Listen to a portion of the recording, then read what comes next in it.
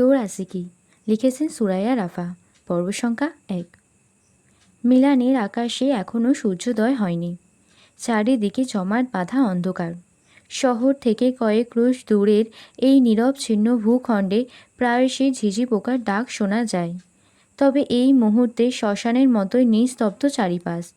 রাত্রির শেষ প্রহরের ভেজা হিমেল হাওয়া গায়ে মেখে গভীর ঘুমে তলিয়ে আছে প্রকৃতি। ক্লান্ত রজনীকে বিদায় জানিয়ে গোটা শহর যখন প্রত্যুষের তরল আলোর অপেক্ষায়, ঠিক তখনই লতা গুল্ম আর ঝোপঝাড়ে আচ্ছাদিত শিশির ভেজা লনের মাঝখান দিয়ে নিঃশব্দে কদম ফেলে স্লোফ্যাক্স ম্যানের সামনে এসে দাঁড়ালো এক কালো পোশাকধারী অবয়ব। হোয়াইট স্নিকার্স, ওভারসাইজ ডেনিম আর হুডি পরিহিত আগন্তকের উচ্চতা চোখে পড়ার মতোই অত্যাধিক। 6 ফুট কিংবা তার চেয়েও খানিকটা বেশি। পাতলা হুডির ওপর দিয়ে স্পষ্ট দৃশ্যমান তার চওড়া সৌষ্ঠব পৌরুষালী কাঁধ।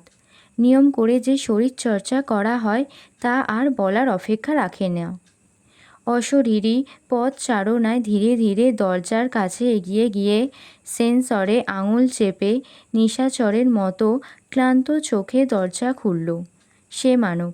আধুনিক আগলখানি সিস্টেম্যাটিক খুলে যেতেই বিপ বিপ একটা আওয়াজ হলো সমগ্র ঘর জুড়ে। প্রহেলিকায় মোড়ানো শুনশান নীরব হল রুমে দামাদার মতোই ঝংকার তুলল সেই ক্ষীণ আওয়াজ। বাড়ির লোকজন তখনও ঘুমে কাদা, যদিও বা এহেন শব্দে কোনো রূপ ভাবান্তর দেখা গেল না আগন্তকের মাঝে। উল্টো সপ্রতিভ নজরে একবার চোখ বোলালো চারিদিকে। দামি কার্পেট বিছানা, বিশাল বড় হল রুম, তার ওপর সাজানো রয়েছে 3-4 সেট বিলাসব হুল বসার গদি। সমগ্র সিলিং জুড়ে ঝুলছে অত্যাধুনিক সব ঝাড়বাতি। বহর হলের এক পাশে লাগোয়া কিচেন আর বড়সড় একটা ডাইনিং। ঠিক তার অন্য পাশ দিয়ে উঠে গেছে দোতলায় ওঠার তকতকে সিঁড়ি। খালি চোখে দেখলে মনে হয় কাঁচ দিয়ে মোড়ানো অত্যাশয় কোনো একটা বস্তু, কিন্তু আদতে তা নয়। কেউচের মুখোমুখি সামনের দেয়ালে রয়েছে সুবিশাল এক অগ্নিচুল্লি, যদিও বা তা অগ্নিচুল্লি জ্বালাতে কাঠের প্রয়োজন পড়ে না। ইলেকট্রনিক সুইচ চাপলে অটোমেটিক জ্বলে ওঠে এটি। এছাড়াও গোটা হল রুমের ম্যানি প্ল্যান সাজানো গোছানো পরিপাটি ঘরটা দেখলেই বোঝা যায় বাড়ির মালকিন নিঃসন্দেহে উন্নত রুচির দাবিদার। তবে এই হল রুমের সবচেয়ে নজরকাড়া যে বস্তুটি হলো তা হলো দেয়ালে টাঙানো মোনালিসার চমৎকার রহস্যময়ী হাসি। ছবিটা আসল নাকি নকল অন্ধকারের মাঝে ঠিক বোঝা যাচ্ছে না। বোঝার জন্য কেউ বসেও নেই অবশ্য। মোনালিসার রহস্যময়ী হাসিতে চমৎকৃত হলো না। মানব বাড়ির বাতাস ভেসে বেড়ানো একটা সিগ্ধ ওয়াইল্ড জ্যাসমিনের ভুর ভুরে সুবাস নাকে এসে লাগতেই মস্তিষ্ক সজাগ হয়ে গেল তার। সহসা এদিক ওদিক না তাকিয়ে তড়িৎ পা ফেলে গটগটিয়ে চলে গেল দোতলায়। ভোরের আলো ফোটার আগ মুহূর্তেও আকাশের বুকে সদর্পে দাপিয়ে বেড়াচ্ছে শুক্লপক্ষের একাদশী চাঁদ। দোতলায় কর্নারের রুমটা সবচেয়ে বড়। অন টাইম পাসওয়ার্ড চেপে সেটাতেই প্রবেশ করল হুডিকারী যুবক। ভিতরে ঢুকতেই কোনো এক সুরেলা কণ্ঠের যান্ত্রিক রমণী চমৎকার গলার সম্ভাবন জানালো তাকে, হোলা ইয়ং মাস্টার, ইটস ইয়াস। গমগমে আওয়াজে যান্ত্রিক রমণীর ভুল শুধরে দিল মানব। সঙ্গে সঙ্গে প্রত্যুত্তর এলো, gracias young master, stupid device. বিপরীতে দাঁত কটমট করে রমণীকে ভর্ৎসনা জানালো ইয়াস। ততপর ড্যাড ডেবিয়ে তাকিয়ে থাকা সেই রূপলি চাঁদের দিকে টেরা চোখে চাইল এক পলক। পরক্ষণেই ঠাস করে লাগিয়ে দিল জানলাটা। ঘরের সন্ধে লাগোয়া ট্রান্সপারেন্ট কাচের দেয়ালের বিশাল পর্দা টেনে বিছানার দিকে দৃষ্টিপাত করতেই চোখ গেল পাশের কফি টেবিলের দিকে। মাঝারি সাইজের টেবিলটা ভর্তি হয়ে আছে ঢেকে রাখা সব সুস্বাদু খাবার। আগন্তুক ছুঁয়েও দেখল না সেসব। উল্টো রুমের সমস্ত আলো নিভিয়ে শরীর থেকে হুডিটা খুলে মেঝেতে ছুঁড়ে মারল সে। তারপর সোজা গিয়ে উপুড় হয়ে ক্লান্ত শরীরটা এলিয়ে দিল নরম পা দাবানো শেষ শুভ্র বিছানায়। গুমুট গাঢ় হাওয়ার ঠিক আগ মুহূর্তেই চার্লি পুথের গানের চরণগুলো শোভেন দিয়েও ছাপিয়ে মস্তিষ্কে গিয়ে হাতুড়ি পেটা শুরু করলো ইয়াসের। কানে বালিশ গুজে বিছানার এ পাশ করেও ধরে রাখা গেল না তুন্দা ভাবটুকু। সহসা কয়েক মুহূর্ত নিস্তব্ধ থেকে গম্ভীর মুখে উঠে বসল ইয়াস। বাইরে তখনও ঝলমল করছে প্রত্যুষের সোনা রোদ। বাড়ির পিছনের গভীর অরণ্যের মাঝে অজানা সহস্র পাখির কলতান। চলছে আলো ছায়া নিদারুণ খেলা, যা দেখে চোখ মুখ অস্বাভাবিকভাবে কুঁচকে ফেলল ইয়াস। দু হাতে চুল টেনে ভারী বিরক্ত ভঙ্গিমায় মাথা ঠেকালো হেডবোর্ডের ওপর। সারা রাত জেগে ইন্টারনেট ক্যাফেতে বসে গেমিং করে ভোর রাতে এসে দুনিয়ার সকল ক্রান্তি নিয়ে একটু শুয়েছিল সে। আর এখন বেজেছে সকাল ৮টা সবে। একটু সময়ের মাঝেই বড় আকাঙ্ক্ষিত ঘুম নস্যাৎ হওয়ায় তেতো একটা ভাব ছড়িয়ে পড়ল সমগ্র মুখ জুড়ে। মস্তিষ্কটা ঝা ঝা করছে তার। অতর্কিত ক্রোধে তীক্ষ্ণ হয়ে উঠেছে ধারালো চোয়াল।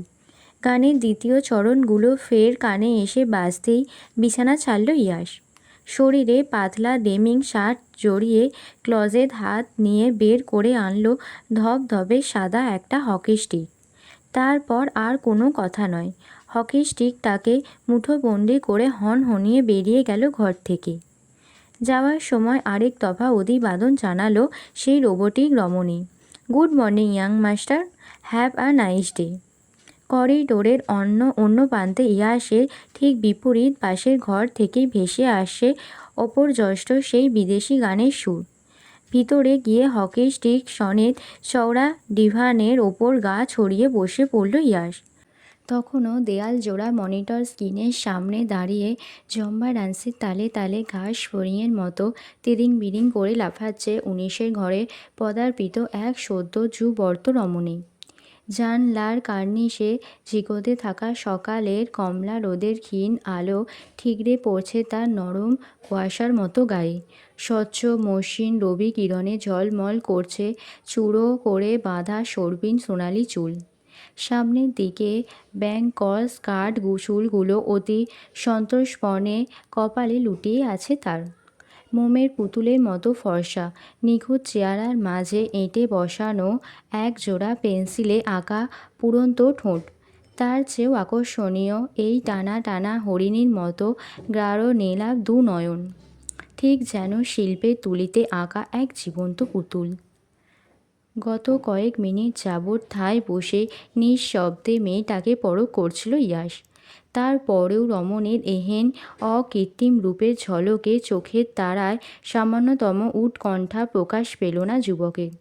উল্টো এক অকারণ বিরক্তি পদ্মাসন হয়ে গেড়ে বসল তার হৃদয়ের মাঝখানে। সেই ঝলসে ওঠা বিরক্তি নিয়ে ইয়াস উঠে গিয়ে শটান হয়ে দাঁড়িয়ে পড়ল ওর সম্মুখে। হলুদ ল্যাম্পশেডের কোমল আলোয় ঘরের ভিতরটা অপার্থিব লাগছে। কোনো রূপনগরের রাজকুমারীর ঘর বললে ভুল হবে না বৈকি। চারপাশে অফ হোয়াইট আর বেবি পিঙ্ক কম্বিনেশনে নেটের পর্দা টাঙানো। এই ঘরের মাঝখানটা বারবি হাউসের মতোই সুসজ্জিত।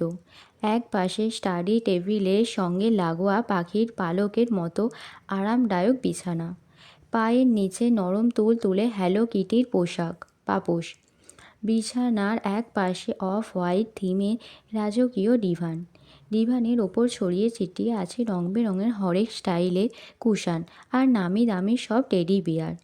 এই ঘরের প্রতিটি জিনিসই ভীষণ চোখ ধাঁধানো আর চমৎকার। অথচ ওই নিত্যরত মেয়েটা অবর্ণীয় রূপের কাছে ঘরের সকল সৌন্দর্য যেন ফিকে আর ধুলো মলিন। ইয়ার সামনে এসে দাঁড়াতেই থমকে গেল রমণী। অকস্মাৎ গতি জড়তার নিয়ন্ত্রণহীন কপাল গিয়ে ঠেকল মানবের সুঠাম পুরুষালী প্রশস্ত বুকে। বিব্রতকর একটা পরিস্থিতিতে তটস্থ হয়ে দ্রুত সরে দাঁড়ালো মেয়েটি। ইয়াস কোনো উচ্চ বাক্য করল না। চুপচাপ হাত বাড়িয়ে সুইচ বোর্ড চেপে নেটওয়ার্ক কানেকশান বন্ধ করে দিল। গানের আওয়াজ, মিউজিক, টিভি স্ক্রিন একযোগে থেমে গেল সব। নিমিষেই নিঃছিদ্র নীরবতায় ছেয়ে গেল ঘর। ওদিকে ব্যাক সাউন্ড মিউজিক অফ হতেই বিভ্রম কেটে গেল রমণীর। চোখের তারায় দুনিয়া জোড়া বিস্ময় নিয়ে তৎক্ষণাৎ ঝাঁপিয়ে উঠল সে। তুমি এখানে কি করছো? তোর নাচের শখ ঘোচাতে এসেছি। ইয়াসের প্রত্যুত্তর সংক্ষিপ্ত অথচ তীক্ষ্ণ ফলার মতোই রুক্ষ আর দাম্ভিক। নিষ্পান শীতল চোখ দুটো গিলে খেতে চাইছে ওকে। বিপরীতে পিছনে ঘুরে কিছু বলার আগেই আচানক হাতের কবজিতে ধীর এক চাপ অনুভব করল রমণী। অতর্কিত সংঘর্ষে চমকে উঠে পিছনে ফিরতেই বেঁধে রাখা চুলগুলো কোমর ছাড়িয়ে ঝর্ণার মতো গড়িয়ে পড়ল হাঁটুতে। এতেম অবস্থায় দৃষ্টি গিয়ে আটকালো ইয়াসের দাবানলের মতো জ্বলন্ত চোখে। ক্ষণিকের বিহ্বলিত কেটে যেতেই কমল নরম হাত তাকে শক্ত করে চেপে ধরে ঝটিকা প্রবাহের মতো মেয়েটাকে ধাক্কা মেরে সামনে থেকে সরিয়ে দিল ইয়াস। একটুও মায়া দেখালো না। পড়ে গিয়ে ব্যথা পেয়েছে কিনা সে সব তার মনোযোগের বাইরে। হাউ ডিয়ার ইউ ইয়াস? রমণীর কণ্ঠে উপচে পড়া তেজ। ইয়াস সেই কথার জবাব তো দিলই না, উল্টো কোনো প্রকার প্রভাস ছাড়াই বাড়ি হাঁকালো সুন্দর সাজানো পিসি সেটটার ওপর। একের পর এক হকি স্টিকে জোরালো আঘাতে ভেঙে চূর্ণ বিচূর্ণ করতে লাগলো সাউন্ড বক্স। পিসির সহ ঘরে থাকা সব কটা ভাঙতে যাবে তখনই ওপাশ থেকে দৌড়ে ছুটে এলো রমণী। ইয়াসকে রুখতে তেজস্বী কণ্ঠ খাদে নামিয়ে বড় অনুনয় করে বলল, প্লিজ ইয়াস, এটা ভেঙো না। এটা আমার খুব শখের। পাপা আমার লাস্ট বার্থডেতে এটা আমায় গিফট করেছে। এটা ভেঙো না প্লিজ। মেয়েটার আকুতি ভরা চোখে তাকিয়ে এক মুহূর্ত থমকালো ইয়াস। পরক্ষণে রুক্ষ অনুভূতিহীন গলায় জবাব দিল, তোর শখের তাতে আমার কি যায় আসে? ব্যাস, আর কোনো কথা নয়। চোখের পলকে ঠাস ঠাস করে ভেঙে কয়েক খণ্ড করে ফেলল জায়গাটা। এক ঝাড় দীর্ঘল সোনালি চুলের অধিকারিণী নিষ্ফল নয়নে কেবল তাকিয়ে দেখল তার শখের জিনিসের ধ্বংসযজ্ঞ। প্রত্যেকটা পাস, ডকুমেন্ট, পেন ড্রাইভ সব ছিন্ন ভিন্ন হয়ে পড়ে আছে পায়ের কাছে। এত কিছুর পরেও মুখ ফুটে টু শব্দটি করল না সেই রমণী। যেন এহীন পরিস্থিতির সঙ্গে সচরাচর অভ্যস্ত সে। তেমন করেই দাঁড়িয়ে দেখল সব। বিরস শোকে ইয়াসের কর্মকাণ্ড দেখতে দেখতে হঠাৎ দৃষ্টি মিলিত হলো দুজনার। মেয়েটার দায় সারা দৃষ্টিতে ক্রোধান্বিত হয়ে ইয়াস দাঁত খিচে আরও কিছু বলতে নিলেই চোখের পাতায় কাঁপন উঠল রমণীর। সেই কম্পিত দৃষ্টি ভেদ করে বুকের ভিতর অনুভূতি হলো অহেতুক এক রক্তচ্ছ্বাস। সহসা জবায় সংবরণ করল সে। কোনো রূপ বাক্য বিনিময় না করে হকি স্টিক তাকে এক ঝটকায় মেঝেতে ছুঁড়ে ফেলে ঝড়ের মতো বেরিয়ে গেল ঘর থেকে। ইয়াস বেরিয়ে যেতেই করিডোরের অন্য পাশ থেকে ট্রে আর ভ্যাকিউম সমেত ছুটে এলো দুজন মধ্যবয়সী মাদাম। দুজনেই সুর করে ভিতরে ঢোকে চুপচাপ। লেগে পড়ল ঘর পরিষ্কারের কাজে। তাদের কর্মকাণ্ডে বিস্ময়ভূত পিশিলা। সব কিছু দেখেও কেমন না দেখার ভান করে বসে আছে সে। নিশ্চয় এটা ওই বজ্জাত ইয়াসের ষড়যন্ত্র। বাড়ি ঘর ভেঙে চুরমার করে ফেলবে, আবার সঙ্গে সঙ্গে পরিষ্কারের লোক নিয়ে এসেছে আদিক্ষেতা। মনে মনে তাচ্ছিল্যের স্বরে কথাটা আওড়ালো পিশিলা। তারপর দৃষ্টি তুলে কাঁধ দুটোকে ঝাঁকিয়ে কিছু বলার প্রস্তুতি নিতেই বাইরে থেকে অন্য একজন এসে সবিনয়ে কুর্নিশ জানালো তাকে। গুড মর্নিং পিশিলা ম্যাম, স্যার আপনাকে ব্রেকফাস্টের জন্য ডেকে পাঠিয়েছেন। মহিলা ভৃত্যটির বিনীত বাক্যে মস্তিষ্ক তেতে উঠল পিশিলার।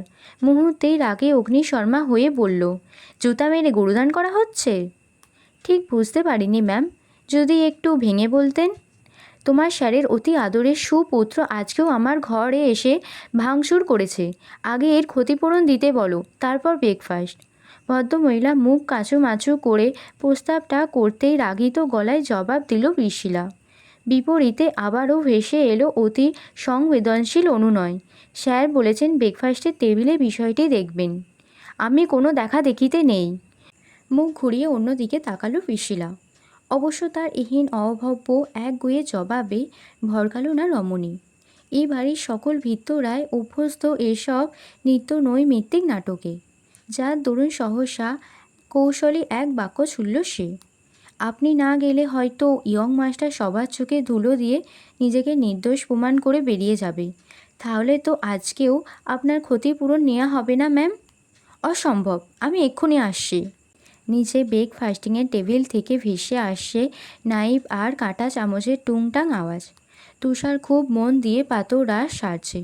পাশেই দাঁড়িয়ে ফ্লোরা এটা ওটা এগিয়ে দিচ্ছে স্বামীকে। খেতে খেতেই একবার হাত ঘড়িতে চোখ বোলালো তুষার, তারপর দৃষ্টি তুলে চাইল সিঁড়ির দিকে। গোটা করিডোরের এ মাথা থেকে ও মাথা চোখ বুলিয়ে প্রলম্বিত শ্বাস ফেলে বলে উঠল, ইটস অলরেডি 10:30। তোমার ছেলে মেয়েরা এখনও ঘুম থেকে উঠতে পারেনি? এতটা কেয়ারলেস হলে চলে? ফ্লোরা তখনও স্বামীর পাতে অ্যাভোকাডো সার্ভ করছিল। তুষারের কথায় হঠাৎই দোতলার করিডোরে চোখ গেল তার। দৃষ্টি সীমানায় কারোর আগমনী পদছাপ ভেসে উঠতেই মৃদু হেসে জবাব দিল, ওই তো ইয়াশ আসছে।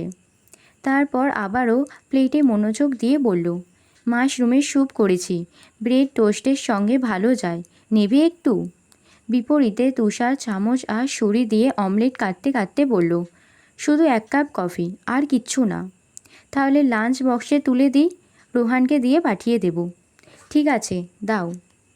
স্বামী স্বীকৃতিতে খুশির ঢেউ খেলে গেল ফ্লোরার চোখের তারায়। সে ঝটপট কিচেনে গিয়ে লাঞ্চ বক্স রেডি করতে লাগলো। যা দেখে খাবার মুখে তুলে ঠোঁট চেপে আনমনে হাসল তুষার। বিয়ের এতগুলো বছর পেরিয়ে গেল, অথচ আজও এই মিষ্টি মেয়ের মিষ্টি আবদারগুলো কিছুতেই ফেলতে পারে না সে। কথায় কথায় ডাইনিং রুমে চলে এলো ইয়াশ। তার পরনে অফ হোয়াইট হুডি আর ওভার সাইজ জিন্স, কাঁধে ল্যাপটপ ব্যাগ। দেখেই বোঝা যাচ্ছে কোথাও একটা বের হওয়ার প্রস্তুতি নিয়েছে সে। টেবিল থেকে একটা আপেল তুলে হয়তো বেরিয়ে যেত, কিন্তু যাওয়ার আগে বাঁধ সাধল তুষার। আদেশের স্বরে বলল, ব্রেকফাস্ট করে যেখানে খুশি যাও। ইয়াস যতই উগ্র বেপরোয়া মস্তিষ্কের হোক না কেন, পাপাকে সে কখনোই উপেক্ষা করে না।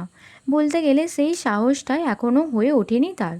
গোটা দুনিয়ার চোখে ডেয়ার ডেভিল হলেও তুষারের চোখে ইয়াস এখনও নিছক ছেলে মানুষ। বাবা হিসেবে যার প্রতিটি পদক্ষেপে তুষারের থাকে তীক্ষ্ণ নজরদারি। যদিও এই সব খবরদারি মোটেও পছন্দ নয় ইয়াসের। রোহানকে তো আরও সহ্য করতে পারে না সে। গদাইস্করের মতোই সর্বক্ষণ পিছনে পিছনে থাকে, অসহ্যকর। দেখলেই মস্তিষ্ক গরম হয়ে যায়। তাতেও কি তুষারের কিছু যায় আসে? বোধহয় না। উল্টো ছেলের প্রতিটি কর্মকাণ্ড থাকে তার সূক্ষ্ম নৌকো দর্পণে। একটা অদৃশ্য বলয়ের মতোই ইয়াসের চারিপাশে সর্বদা বিচরণ তার। পাপার আদেশ পাওয়া মাত্রই চুপচাপ খেতে বসল ইয়াস। খাবারে প্লেট টেনে একটা পাউরুটি মুখে তুলতে যাবে, তখনই বিপরীত প্রান্ত থেকে ভেসে এলো তুষারের তীর্য কণ্ঠস্বর, ফাইনালি সেমিস্টার শেষ করেছো, 6 মাস হতে চলল, এখনও ট্রেনিংয়ের জন্য অ্যাপ্লাই করনি কেন? কারণ আমি ট্রেনিংয়ে যাব না। ইয়াসের এক রোখা প্রত্যুত্তর। হোয়াট? তুষারের প্রশ্নের তোপে একটু দ্বিধায় পড়ে গেল স্বল্পভাষী গম্ভীর ছেলেটা। খানিকক্ষণ নিশ্চুপ বসে থেকে খাবার খেতে খেতে রাশভারী কণ্ঠে গুছিয়ে জবাব দিল, I want to enjoy my life, follow my passion and move forward. তোমার প্যাশন? সেটা কি? ইন্টারনেট ক্যাফেতে বসে গেমস খেলে বেড়ানো। পাপার কথায় আচানক দৃষ্টি তুলে চাইল ইয়াস।